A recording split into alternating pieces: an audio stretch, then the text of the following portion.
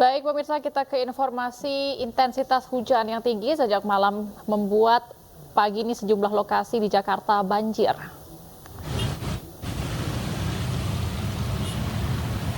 Meluapnya Kali Ciliwung setelah bendungan Katulampa Bogor, Jawa Barat berstatus siaga 3 membuat banjir merendam permukiman warga di Kebonpala, Kampung Melayu, Jatinegara, Jakarta Timur. Sejumlah warga yang hendak beraktivitas terpaksa harus menerjang ketinggian banjir yang mencapai sekitar 50 cm hingga 70 cm.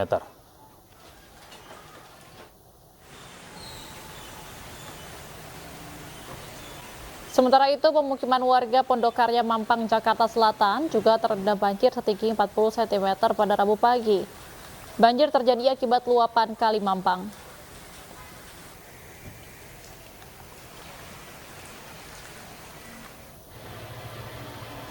Banjir setinggi 60 cm juga merendam pemukiman warga di Pegangsaan 2, Kelapa Gading, Jakarta Utara. Meski direndam banjir, warga tetap beraktivitas, sedikitnya 900 jiwa terdampak banjir. Warga berharap pemerintah membuatkan tanggul serta pengerukan kali agar pemukiman warga tidak lagi menjadi tempat langganan banjir jika hujan turun.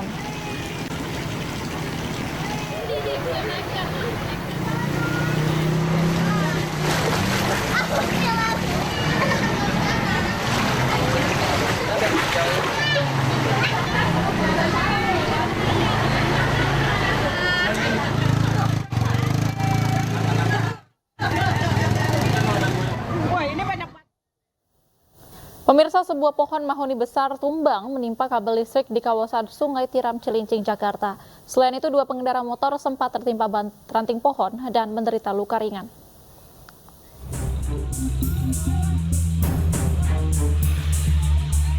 Sebuah pohon mahoni besar tumbang menimpa kabel listrik di kawasan Sungai Tiram, Cilincing, Jakarta pada Selasa sore. Pohon ini menutup jalan dan sempat mengakibatkan arus lalu lintas di lokasi itu macet. Petugas penanganan prasarana dan sarana umum langsung memotong pohon yang melintang itu dengan menggunakan gergaji mesin dan golok. Menurut keterangan warga, pohon besar ini tumbang diduga akibat keropos. Kalau kejadiannya nggak ada apa-apa, cuma langsung jatuh begitu aja. Nah, setelah itu ada pas lagi ada orang lewat, itu di dalam satu. Ada yang kejepit, Pak? Ada yang satu. Tolong dibawa pulang sekarang. Oke. Ini yang tadi itu pas kejadian setelah hujan atau pada saat hujan, Pak? Setelah hujan. Setelah hujan.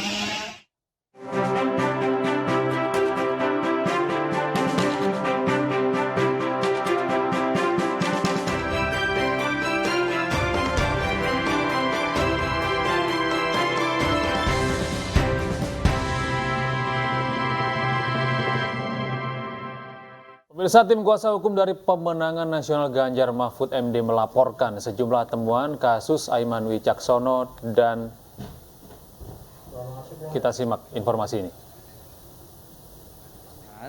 Yang dilakukan oleh penyidik Polda Metro Jaya bahwa status saudara Aiman ini masih sebagai saksi ya.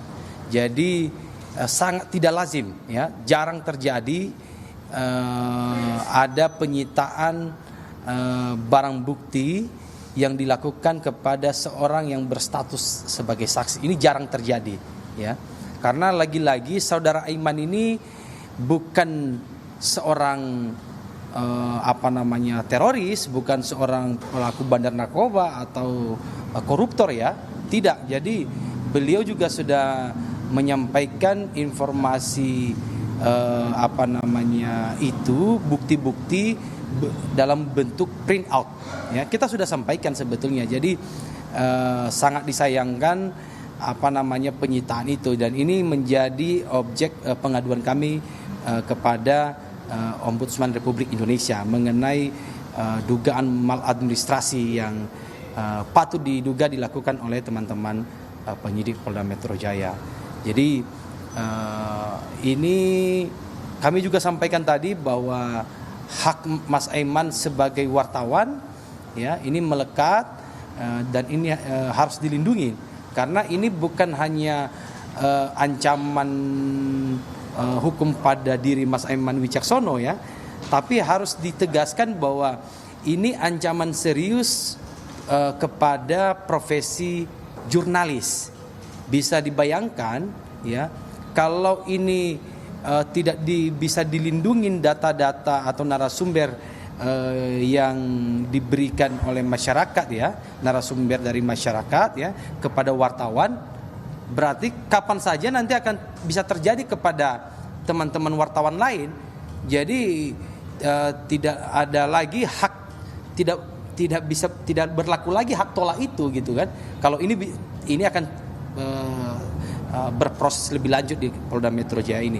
Ini yang kita sampaikan bahwa apa yang diperjuangkan Mas Aiman ini bukan hanya memperjuangkan dirinya, tetapi ini juga memperjuangkan hak tolak yang dimiliki oleh jurnalis. Ini mau menyelamatkan marwah yang dimiliki oleh jurnalis juga, wartawan. Itu yang kedua. Yang ketiga, ini juga ancaman serius karena kita tidak tahu ya, tidak ada juga yang menjamin gitu ya. Karena Mas Aiman ini adalah salah satu jubir utama TPN dan ini sangat merugikan tim pemenangan nasional Ganjar Mahfud karena dengan disitanya handphone yang di dalamnya banyak informasi, sekarang kesulitan berkomunikasi dengan tim pendukung, tim pemenangan sangat kesulitan karena handphone itu kan sudah disita, SIM cardnya sudah disita, sudah tidak bisa digunakan. Dan tentu kan sebagai jubir utama tim pemenangan nasional Ganjar Mahfud ini sangat mengganggu sekali, ya. Makanya kita berharap kalau sesuai dengan telegramnya Pak Kapolri ya, yang mengatakan bahwa ini proses-proses hukum kepada peserta pemilu ini ditunda. Nah ini sebetulnya ini yang kita harapkan, jangan sampai proses-proses di penyidikan di Polda Metro Jaya kepada Mas Aiman ini berefek jauh mengganggu proses pemilu. Karena Mas Aiman peserta pemilu baik sebagai caleg sekarang ya maupun juga sebagai salah satu jubir utama tim pemenangan nasional. Dan kita merasa karena kami dari Kedeputian Hukum Tim Pemenangan Nasional terus terang kami akan mengawal ini dan ini atensi langsung dari pimpinan Tim Pemenangan Nasional dan juga Capres Bapak Ganjar Pranowo bahwa kami harus kawal ini karena ini Mas Aiman penting bagi Tim Pemenangan Nasional dan kami merasa dirugikan di sini. Ini mungkin ada hari ini pelaporan ini ada bukti-bukti tambahan kan Mas, karena kan kemarin Polda sudah mengatakan kalau penyitaan HP-nya Mas Aiman itu sudah sesuai dengan prosedur mereka. Ya. Ada bawaannya tambahan lagi. Ya kalau dibilang sesuai prosedur, ya kita menghargai itu ya. Tapi tolong dicatat bahwa di dalam surat izin penyitaan pengadilan hanya satu yang diperkenankan boleh disita. Itu bisa dicek, coba ditanyakan kepada Polda Metro Jaya. Itu tertuang hanya satu yaitu handphone. Untuk tiga barang bukti lainnya yaitu SIM card, kemudian Instagram dan email ini tidak dicantumkan dalam surat izin penyitaan oleh pengadilan. Pertanyaannya apakah itu sesuai prosedur? Nah, silakan ditanya gitu ya. Jadi bukti-bukti itulah yang kita berikan di Ombudsman RI gitu. Dugaan-dugaan maladministrasi. Yang disita bukan hanya handphone ya, yang disita itu juga WhatsApp saya karena itu yang merupakan sebuah medium untuk saya berkomunikasi dengan narasumber yang saya sampaikan, narasumber eksklusif itu. Lalu kemudian yang kedua adalah Instagram saya @aimanwicaksono. Lalu kemudian yang ketiga email saya. Ya, ini yang kemudian disita oleh para penyidik. Soal prosedur atau tidak nanti tentu tim hukum yang lebih paham soal itu. Tapi saya menyampaikan di sini bahwa melekat pada saya sebagai profesi wartawan pada saat menyampaikan konferensi tersebut adalah hak sebagai wartawan. Meskipun itu bukan produk jurnalistik, tapi tetap melekat pada saya hak tolak. Teman-teman misalnya ketika berada pada suatu tempat lalu divideokan misalnya, lalu kemudian menyampaikan informasi-informasi tertentu, itu bukan produk jurnalistik, tapi kemudian teman-teman punya hak tolak ketika menyampaikan informasi yang dianggap misalnya dari seorang narasumber eksklusif, dari sebuah narasumber yang memang menyampaikan sebuah informasi yang rahasia misalnya, lalu kemudian teman-teman diminta siapa narasumber tersebut, teman-teman pasti punya hak tolak. Jadi hak tolak itu tidak melekat pada produk jurnalistik, tapi hak tolak melekat pada profesi wartawan. Karena dimanapun ia boleh tidak menyampaikan informasi itu dari siapa, identitasnya, siapa orangnya. Tapi isi beritanya silakan disampaikan. Saya isi beritanya saya sampaikan, bahkan saya sudah sampaikan juga beberapa poin ya ke wartawan. Tapi siapa yang memberikan informasi itu yang saya punya hak untuk tidak menyampaikan dan saya wajib melindungi.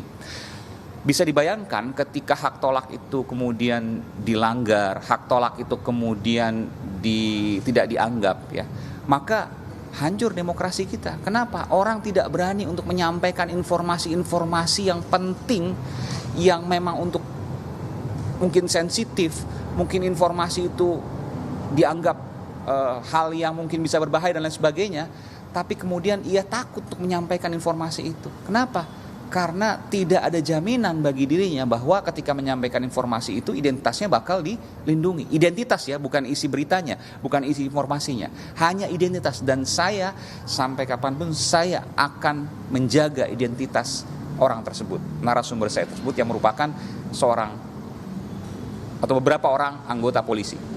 Ya, itu informan saya, itu narasumber saya ya, narasumber yang saya akan jaga, dan mereka memang betul dari anggota kepolisian, dan saya akan jaga identitas mereka dengan resiko apapun.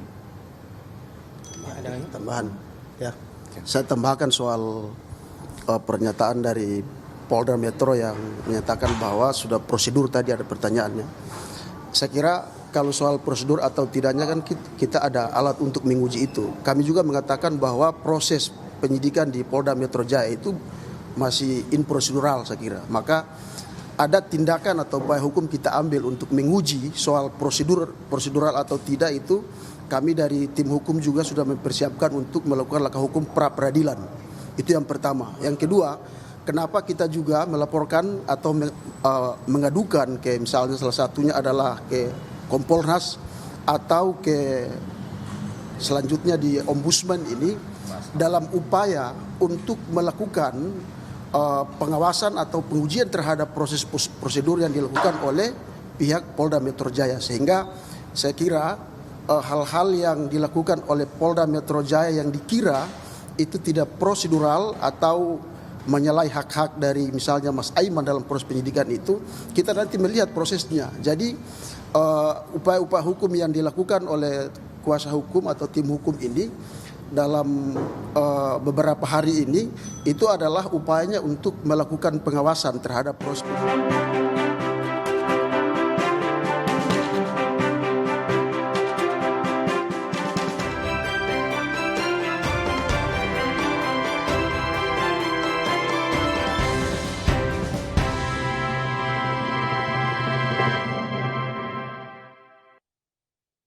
Acara ini dipersembahkan oleh Pemirsa, kericuhan mewarnai kunjungan Presiden Joko Widodo di Kabupaten Gunung Kidul, Yogyakarta. Ya, aparat mengamankan warga yang salah satu orang membentangkan spanduk berisikan dukungan ke Ganjar Pranowo tepat di depan iring-iringan rombongan Presiden. Video amatir ini viral di media sosial yang menunjukkan kunjungan kerja Presiden Joko Widodo di Gunung Kidul, Yogyakarta yang sempat diwarnai kericuhan. Seorang warga membentangkan spanduk memberikan dukungan kepada Ganjar Pranowo langsung direbut oleh petugas atau aparat yang berpakaian sipil. Sempat terjadi ketegangan hingga berakhir adu mulut saat Ketua DPRD Gunung Kidul juga Ketua DPC PDIP Gunung Kidul hendak membawa warga yang akan ditangkap aparat. Warga yang membentangkan spanduk ini diduga mendapatkan kekerasan aparat dan saat ini telah menjalani visum di RSUD Wonosari. Masih dari jam berapa? Dari jam berapa? Kamu menghindar Pak saya telepon, saya WA adik saya. Awas, hancur kamu sama saya. Masalah Mas. Biar ditiru semua. Ini Presiden Republik Indonesia, bukan Jokowi. Tahu nggak?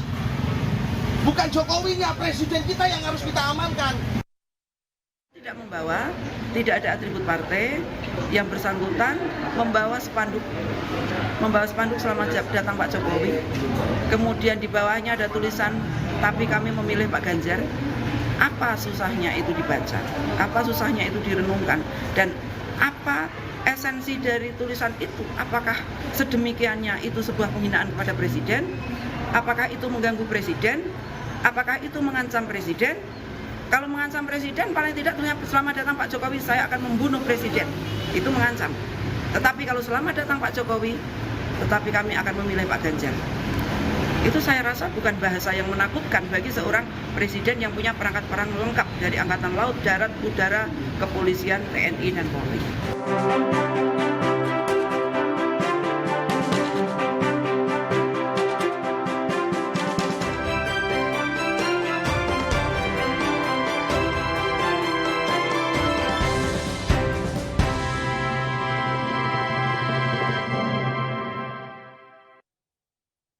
Acara ini dipersembahkan oleh